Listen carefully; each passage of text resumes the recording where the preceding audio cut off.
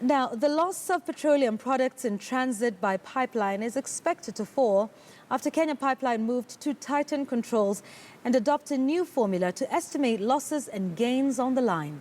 Stakeholders say current high losses on the pipeline may point to pilferage, which is linked to the vibrant, informal and illegal market for petroleum products.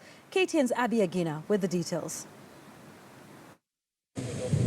After several failed attempts to cut down on massive losses in carbon fuel transported through the pipeline, Kenya Pipeline now says losses on the line will be minimized after the introduction of innovative ways to tackle the issue. It was factored, the pipeline losses came down by 0.15%, which is huge. And we hope we are going to sustain that in the coming days. We truly celebrate the new management and the work that they have done. A pipeline loss should never be above 0.1, but in Kenya, the allowance was 0.25, and rest assured, it is Kenyans who are paying from their pockets.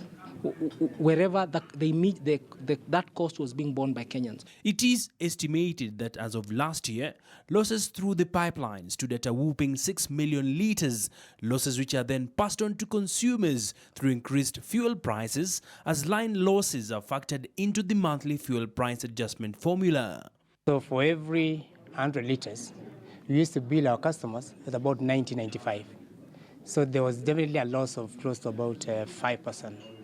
Yeah, and out of that, we've been able to curtail that, and now we're using what we call a GSV. Though certain levels of operational losses incurred during pipeline transportation are acceptable, stakeholders indicate that the current heavy losses may be an indication of pilferage. So you're going to start to see that efficiency passed on to the consumer because the losses are less. It's the first quarter we have seen losses at 0.06. It was always, they always used to report losses at 0.25.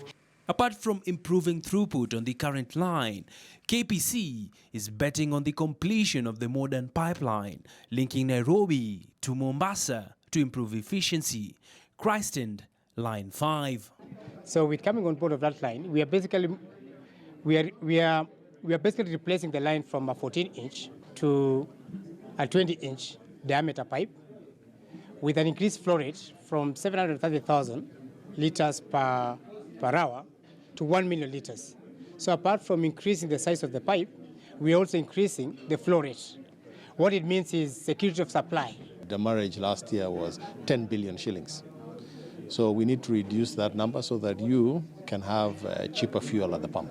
With a growing demand in the region, Kenya is looking to grow her petroleum exports, which have remained subdued as competition stiffens. Abby Agina,